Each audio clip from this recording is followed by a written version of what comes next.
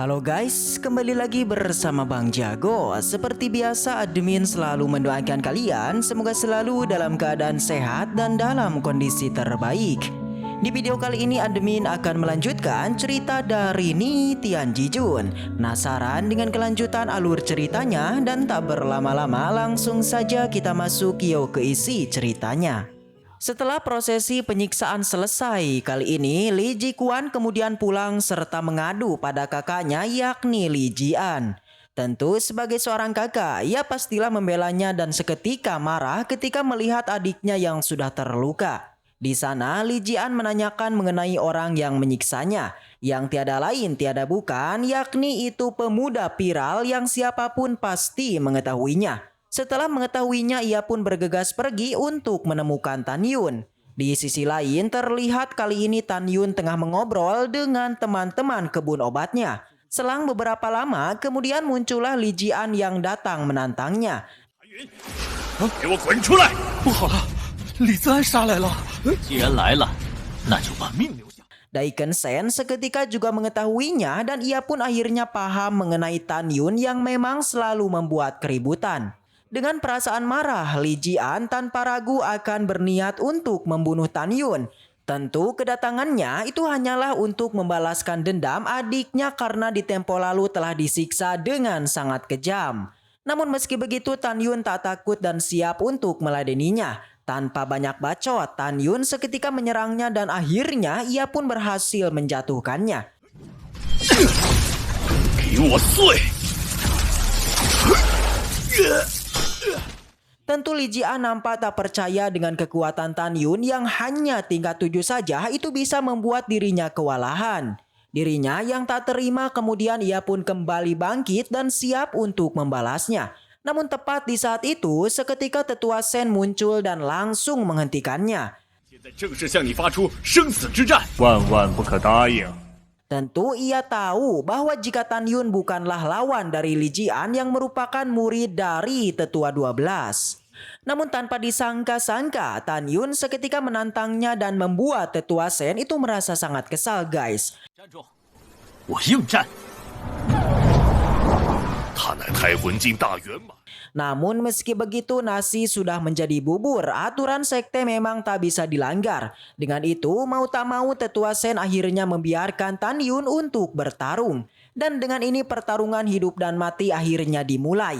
Serangan demi serangan terus dilakukan. Hingga tak disangka Li Jian menggunakan artefak tripod hingga mampu membuat Tan Yun kewalahan.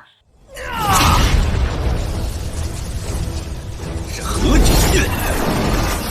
Namun situasi itu pun tak bertahan lama sampai akhirnya Tan Yun membalikannya hingga langsung membuatnya tewas seketika. 谭云，你不能死！去死！ Di sana Tan Yun juga terjatuh karena dadanya itu tertusuk tombak Li Jian sebelumnya. Semua orang yang melihatnya tentu sangat khawatir hingga tetua Shen langsung membawanya. Di sisi lain diperlihatkan Li Jikuan yang kini tengah dirawat oleh tetua 12. Di sana kemudian datang prajurit yang melaporkan tentang kabar buruk yakni kematian Li Jian. Sontak mendengar itu, Li Jikuan dan tetua 12 seketika terkejut dan seakan tak percaya mengenai kematian muridnya itu. Li Jikuan kali ini ia juga sangat panik. Dirinya tak menyangka bahwa Tan Yun yang hanya di tingkat 7 itu sebenarnya mampu untuk membunuh kakaknya. Ia pun tentu sangat sedih hingga meminta pada sang guru untuk membalaskan dendam kakaknya. Namun tetua 12 seketika menaboknya karena dengan kematian Li Jian secara langsung menghapus rencana licik yang akan ia kerjakan di sekte peri abadi. Kesedihan mengenai kematian kerabat memang tak hanya dirasakan olehnya. Terlihat tetua jiwa suci kini juga bersedih memikirkan tentang cucunya yakni si Cangkong. Di sana ia mulai menyusun rencana untuk balas dendam membunuh Tan Yun. Selanjutnya kesedihan juga dirasakan oleh Murong Hong yang merupakan kakek si Murong yang kini bertekad untuk membunuh Tan Yun dengan cara yang kejam. Setelah itu, Xin pun berpindah pada sebuah tempat yang itu adalah kediaman tetua Xian. Kali ini terlihat tetua Shen juga membawa Tan Yun ke hadapannya. Tak berlama-lama, Tetua Xian pun seketika memeriksanya. Dan tanpa diduga, ia pun tiba-tiba terkejut karena mendapati organ tubuh Tan Yun yang dengan cepat sembuh. Mereka berdua tentu kebingungan guys, terkait tubuh Tan Yun yang memang ajaib. Demi untuk menutupi kekuatannya, Tan Yun meminta pada kedua tetua untuk tak mengekspos tentang keajaibannya itu. Mereka pun setuju dan Tetua Sen melanjutkan untuk mengobatinya. Setelah kondisinya membaik, Tan Yun dibawa Tetua Sen untuk beristirahat. Tapi di perjalanan tiba-tiba mereka dihadang oleh Tetua 12 yang kini kekeh untuk membunuh Tan Yun. Tapi jelas Tetua Sen menolaknya karena Tan Yun memang tak bersalah. Adapun mengenai kematian muridnya, Tetua Sen mengungkapkan bahwa hal itu merupakan sesuatu hal yang lumrah dikala kedua praktisi melakukan pertarungan hidup dan mati. Namun dirinya yang tak percaya kemudian ia pun kekeh untuk membunuh Tan Yun. Hingga pada akhirnya Tetua Sen menantang pada Tetua 12 untuk pergi ke Sen Subing untuk menyelesaikan masalahnya itu. Namun setelah mendengarnya, Tetua 12 nampaknya khawatir dan ia pun pergi dari tempat tersebut. Setelah itu mereka pun sampai di kediamannya. Di sana Tetua Sen menyarankan pada Tan Yun untuk terus beristirahat. Singkat cerita, beberapa hari telah berlalu. Kali ini memperlihatkan Sen Qingpeng beserta tetua lainnya yang menghadap Sen Subing. Di sana, ia menginformasikan mengenai kondisi ketua divisi gerbang peri yang tengah terluka. Tentu mendengar itu semua tetua pun menjadi kaget mengenai tentang informasi ini. Namun meski begitu ternyata masih ada harapan untuk bisa menyembuhkannya. Akan tetapi untuk bisa menyembuhkannya dibutuhkan beberapa bahan obat untuk melengkapinya. Anggrek es napas penyu, teratai batu hantu, dan rumput kobaran api. Tetua Subing lantas memerintahkan untuk segera mencarinya selama 1 tahun lamanya. Akan tetapi berbeda dengan Tetua Sen, ia diperintah untuk menanam sebuah bahan obat rumput giok kebangkitan. Yang jika terdapat kegagalan maka nyawanya lah yang akan menjadi taruhannya. Setelah itu perbincangan pun selesai dan mereka pun bergegas kembali ke kediaman masing-masing. Di sana Tetua Sen itu langsung memerintahkan para muridnya untuk menanam dan merawat bahan obat itu. Di sisi lain Tetua 12 yang mendengar situasi ini tentu ia pun tak akan melewatkan kesempatannya. Demi untuk membunuh Tetua Sen, ia pun merencanakan untuk meracuni bahan obat itu. Ya, di sana ia pun memerintahkan pada muridnya untuk menjalankan rencananya itu.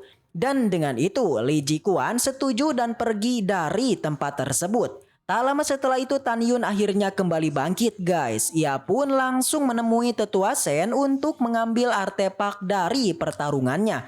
Di sana Tan Yun mengambil beberapa artefak termasuk tripod milik Li Jian. Setelah itu ia pun pergi untuk menemui teman-temannya yang kini tengah menanam sebuah bahan obat langka.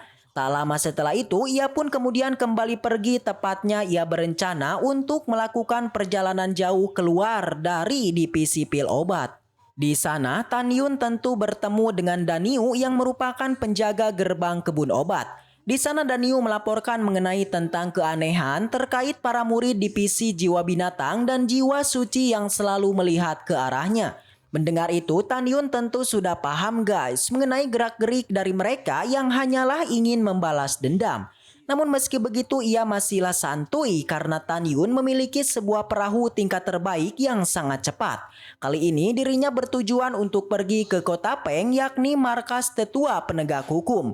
Di sisi lain di tempat Jourun terlihat dirinya masih terus merawat hingga menjaga bahan obat itu. Tapi tiba-tiba muncullah keanehan yang hadir di sekitarnya yang ternyata itu adalah Li Jikuan yang kini mulai beraksi. Terlihat ia menuangkan sebuah racun pada air di tempat itu. Setelah itu ia pun pergi dan tiba-tiba terjatuh. Ternyata itu merupakan efek kekuatan tetua 12 yang di tempo lalu ia menanamkan sebuah bom dauki pada tubuhnya. Di sisi lain di tempat Tan Yun, kali ini ia sedang bersantui, tiba-tiba muncullah segerombolan orang yang datang menyerangnya. Namun dikarenakan kekuatan dari mereka di atas Tan Yun, dengan begitu tak ada yang bisa ia lakukan selain kabur untuk menghindarinya. Alhasil kecepatan perahu Tan Yun ternyata mampu meledakkan kedua perahu dari para penjahat.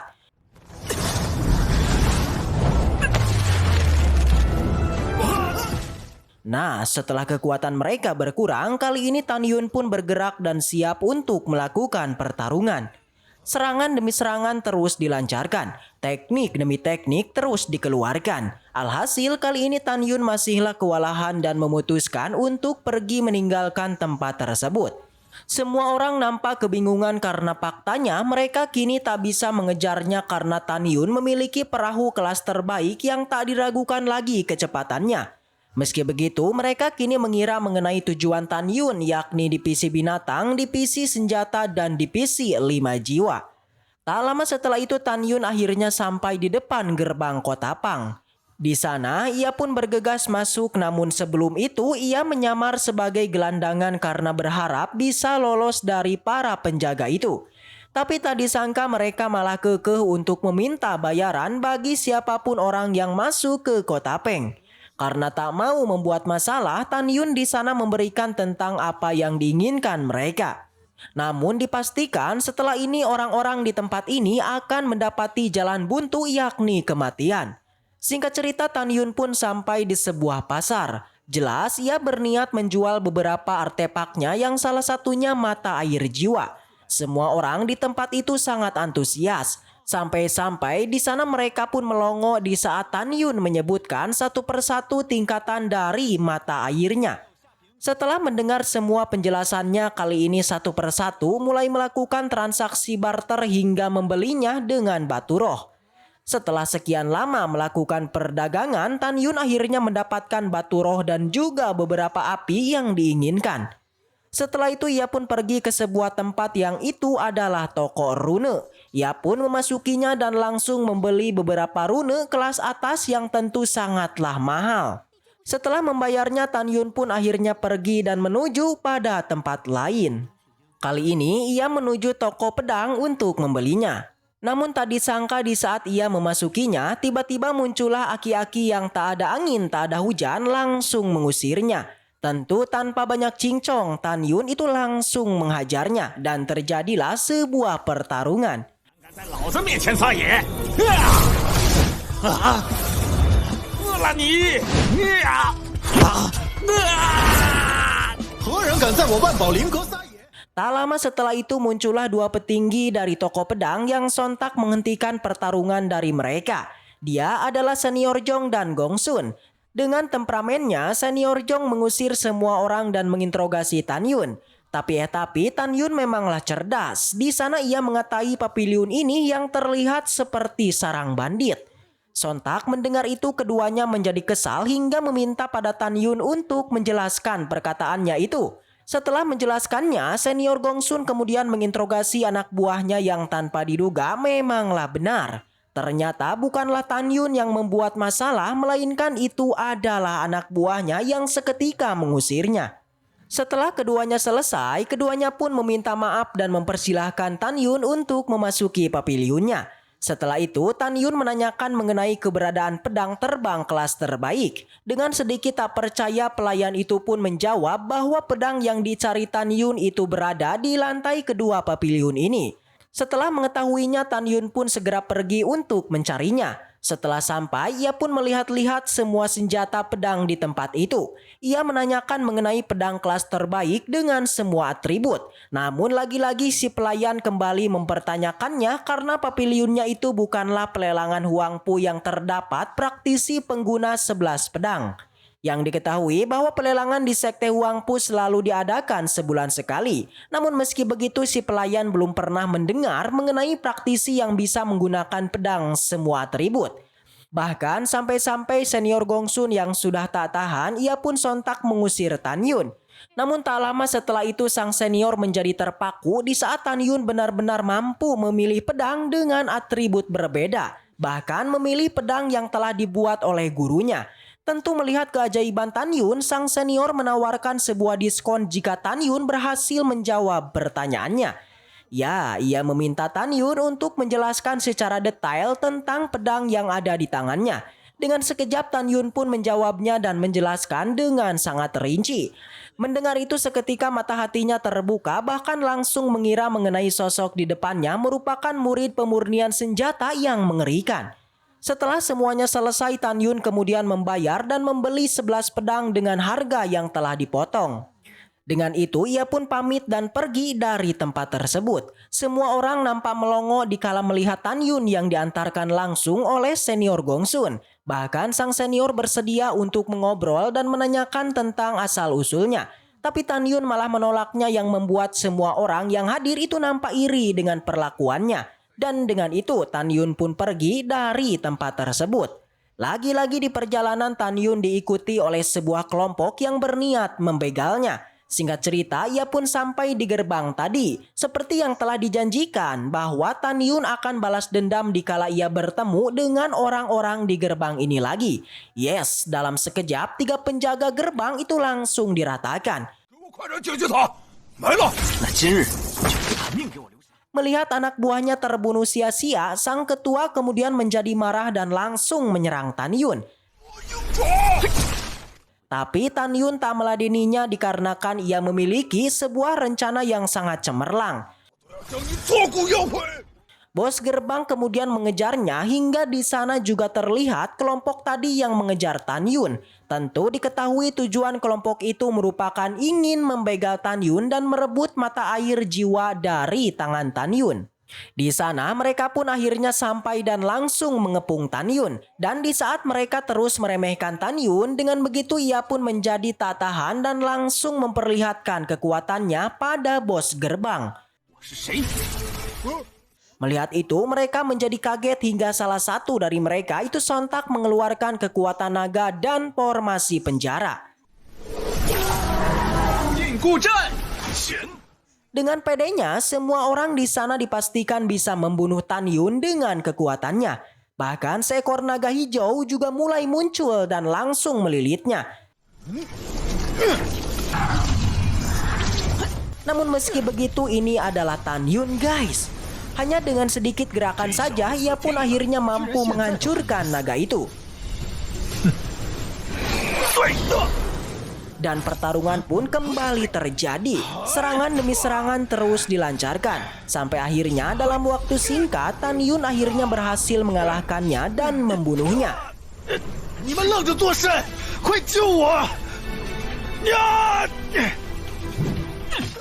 Semua orang yang melihat itu tentu merasa terkejut dan ketakutan.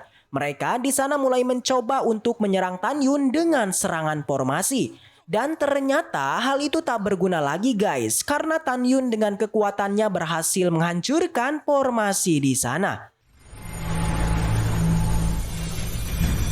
莲花盘阵，显破！怎么会这样？我不信他是杂役弟子，一个都别想逃掉。他真是太会硬气场。 Hingga terakhir Tan Yun menghampiri bos gerbang dan lagi-lagi ditebasnya. 太远！自我了断吧。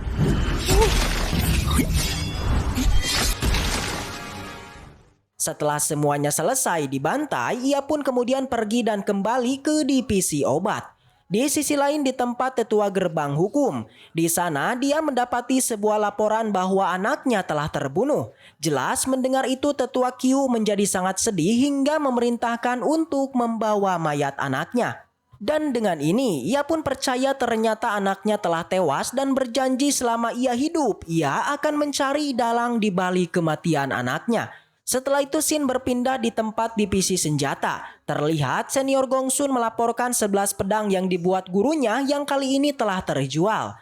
Awalnya sang guru yang mendengarnya itu nampak biasa saja. Namun seketika ia pun melongo setelah Gongsun menyebutkan mengenai sosok yang membeli pedang itu ternyata bisa membaca proses pembuatan pedang yang telah disempurnakannya. Dengan begitu, sang guru menyimpulkan bahwa orang ini merupakan seorang master sains senjata seperti dirinya.